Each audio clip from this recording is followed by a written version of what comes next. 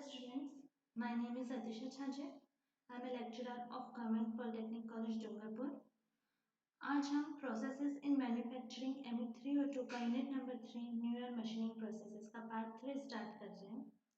आज जो हम टॉपिक कवर कर रहे हैं वो है इलेक्ट्रोकेमिकल प्रोसेसेस, जिसमें हम फर्स्ट जो टॉपिक है वो है इलेक्ट्रोकेमिकल मशीनिंग, वो स्टार्ट करेंगे। इसमें fundamental principles, processes, advantages, limitations and its application यहाँ पे हम स्टडी करेंगे। ये जो आपको डायग्राम दिख रहा है ये है इलेक्ट्रोकेमिकल मशीनिंग का डायग्राम। इलेक्ट्रोकेमिकल मशीनिंग को विद्युत रासायनिक मशीनिंग भी कहा जाता है। विद्युत रासायनिक मशीनिंग कार्यखंड से धातु को पृथक करने की एकदम न्यूनतम और अत्यंत उपयोगी मशीनिंग की विधि है। इस विधि से जो कठोर धातुएं और मिश्र धातु हैं उसमें मशीनन संक्रियाएं आसानी से की जा सकती हैं, जो कि दूसरी जो सामान्य यांत्रिक मशीनन विधियां हैं उनसे नहीं पॉसिबल है। इस विधि का निर्माण प्रसिद्ध साइंटिस्ट माइकल फेराडे के विद्युत अपघटन के नियम पर आधारित है। इसमें दो इलेक्ट्रोड्स लिए जाते हैं। एक इलेक्ट्रोलाइट डीसी पावर दी जाती है। इलेक्ट्रोलाइट सेल होते हैं। इन दोनों इलेक्ट्रोड्स के बीच में कुछ mm का अंतर रखा जाता है। इन इलेक्ट्रोड्स के बीच अंतराल को समंजन करके मशीनन क्रिया का नियंत्रण किया जाता है। इस क्रिया के अंतर्गत कार्यखंड जो कि है वर्क पीस, उसे एनोड दिया जाता है और जो औजार है उसे कैथोड बनाया जाता है। तो एनोड यानी वर्कपीस को धनात्मक और औजार को कैथोड यानी कि नेगेटिव सप्लाई दी जाती है। तो इस सप्लाई के थ्रू क्या होता है, जो पॉजिटिव वर्कपीस है, ठीक है, उस पर से धातु पृथक्करण स्टार्ट हो जाता है और ये धातु यहाँ से पृथक होकर कैथोड की तरफ जाने लगते हैं। लेकिन क्या होता है, जब धातु वर्कपीस से पृथक होकर कैथोड की तरफ जाते हैं तो इसके बीच में इलेक्ट्रोलाइट को प्रवाहित किया जाता है। इलेक्ट्रोलाइट एनोड से निकलने वाले धातु के साथ सम्मिलित होकर इसे बाहर निकाल देते हैं। ठीक है, इससे क्या होता है, जो कैथोड यानी कि जो औजार है उसकी जो आकृति है उसमें कोई परिवर्तन नहीं आता है। इसमें जो कैथोड यानी कि जो हम औजार ले रहे हैं उसकी आकृति ही वर्कपीस की आकृति को निर्धारित करती है। यानी कि कैथोड एनोड की वांछित आकृति का सच्चा प्रतिरूप है। इसकी हम कार्यविधि समझते हैं। इसमें विद्युत अपघटन नियम को यूज किया गया है। कैथोड को औजार के रूप में प्रयुक्त करते हैं। कोई उचित विद्युत अपघट्य पदार्थ इस कैथोड रूपी औजार एवं एनोड रूपी कार्यखंड पर प्रवाहित किया जाता है। ऐसा करने पर एनोड अर्थात कार्यखंड से धातु निकलकर कैथोड की ओर चलती है तथा कैथोड अर्थात औजार पर चिपकने का प्रयास करती है, पर वो चिपक नहीं सके इससे पहले इलेक्ट्रोलाइट को प्रवाहित कर दिया जाता है और पीछे से इलेक्ट्रोलाइट औजार और कार्यखंड के बीच आ जाता है। एनोड अर्थात कार्यखंड से पृथक हो जाती है। औजार और कार्यखंड के बीच सदैव अंतराल समान रखने के लिए औजार को आगे बढ़ाता रहना चाहिए। इस क्रिया को भरण कहते हैं।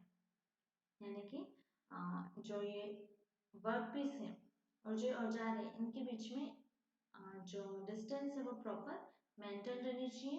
तो इसे भरण विधि द्वारा इसे आगे बढ़ाते रहते हैं, इसे नीचे की तरफ बढ़ाते रहते हैं।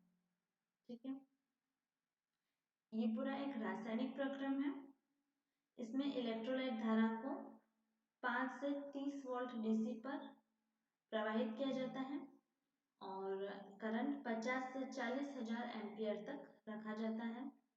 धारा का घनत्व 20 से 300 एम्पियर पर सेंटीमीटर स्क्वायर रखते हैं और कार्यखंड व औजार की मध्य दूरी 0.05 से 0.07 mm तक रखी जाती है। इस गैप के बीच में जो इलेक्ट्रोलाइट प्रवाहित किया जाता है उसकी स्पीड 30 से 60 मीटर प्रति सेकंड रखी जाती है। इसके प्रवेश पर जो दाब रखा जाता है वो होता है 20 kgA पर सेंटीमीटर स्क्वायर पर प्रवाहित किया जाता है। ठीक है, तो ये हो गई इसकी कार्यविधि। जैसा कि मैंने आपको बताया था,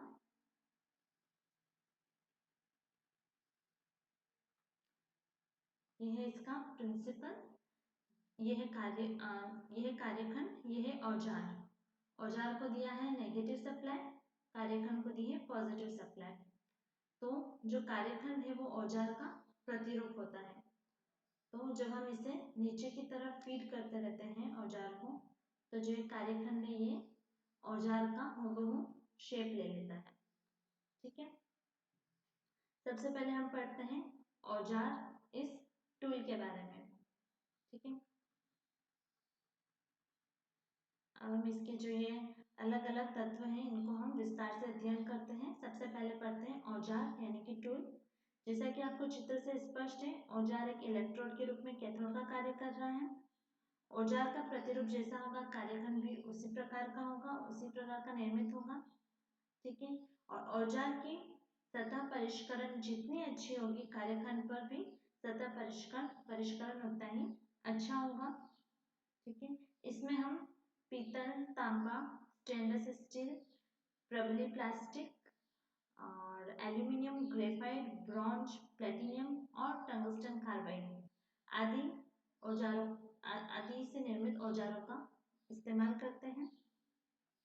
इसकी निम्नलिखित गुण ये हैं कि ये जो औजार है ये विद्युत सुचालक होना चाहिए, इसमें पर्याप्त रिजिडिटी होनी चाहिए ताकि ये जो फ्लूइड का जो प्रेशर है उसको भली भांति सहन कर सके।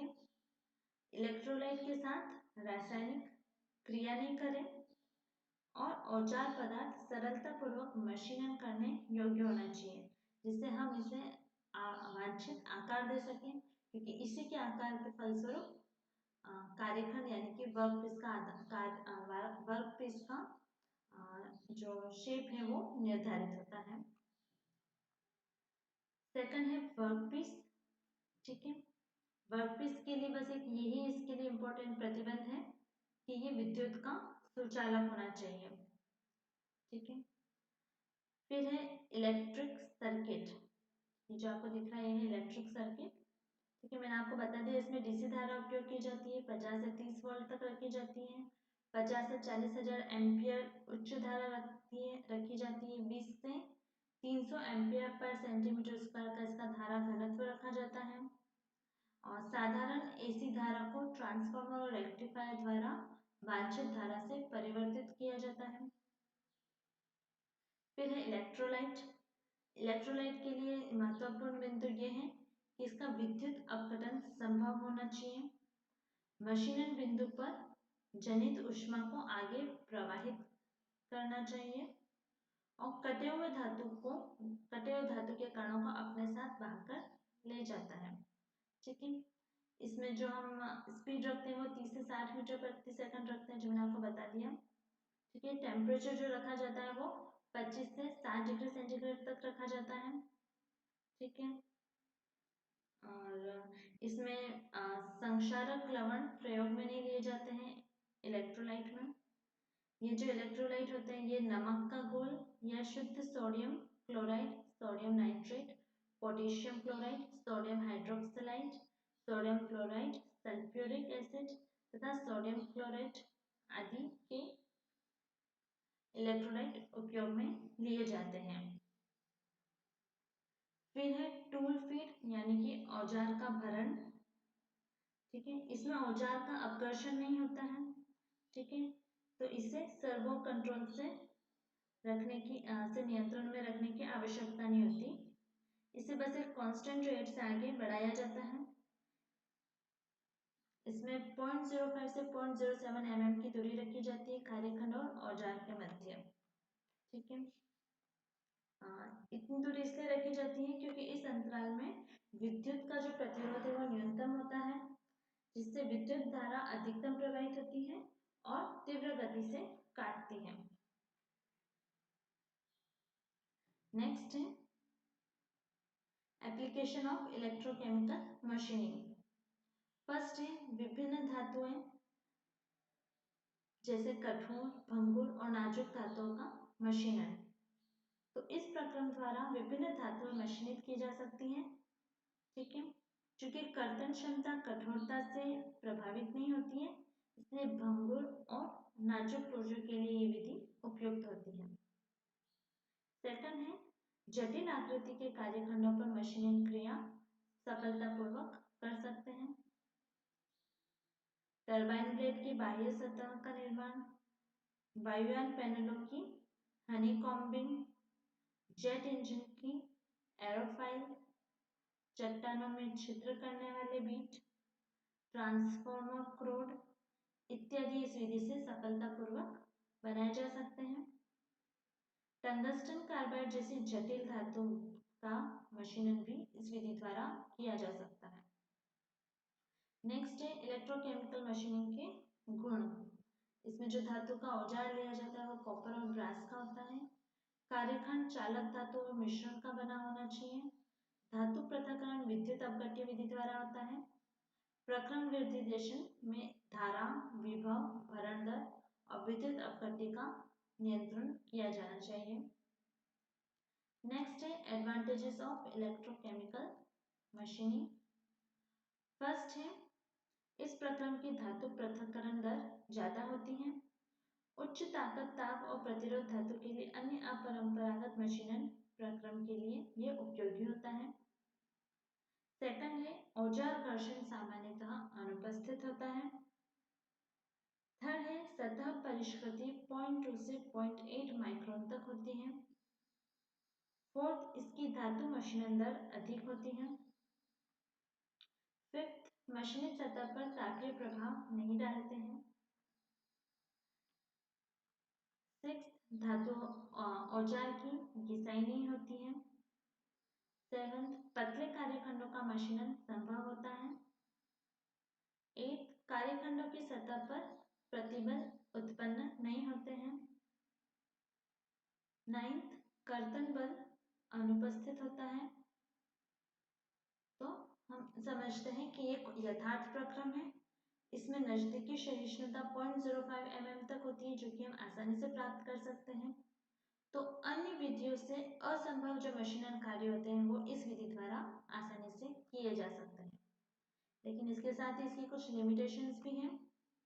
फर्स्ट लिमिटेशन है कुछ चालक धातुओं का मशीनन नहीं कर सकते हैं। बिजली खर्च बहुत ज्यादा होता है। बड़ी मात्रा में फर्श क्षेत्रफल की आवश्यकता रहती है। संक्षारण खतरा हमेशा ज्यादा होता है। धातु की रासायनिक संरचना का मशीनन से बहुत संबंध है। यदि कार्यखंड की धातु अशुद्ध हो तो प्रक्रम पर प्रतिकूल प्रभाव पड़ता है। ठीक है, नेक्स्ट है औजार की जो भरण दर है तथा विद्युत अपघट्य को दिया गया दाब है उस पर लगातार ध्यान देने की आवश्यकता है, नहीं तो कैविटेशन का खतरा बन सकता है। और संक्षारण खतरा हमेशा इसमें ज्यादा रहता है। तो कार्यखंड विद्युत का सुचालक होना चाहिए। कुचालक धातुओं को इसमें इस्तेमाल नहीं कर सकते। तो ये थी लिमिटेशन ऑफ इलेक्ट्रोकेमिकल मशीनिंग। अगर आपको ईसीएम से रिलेटेड कोई भी डाउट हो तो आप मुझे कमेंट सेक्शन में पूछ सकते हैं। Thank you.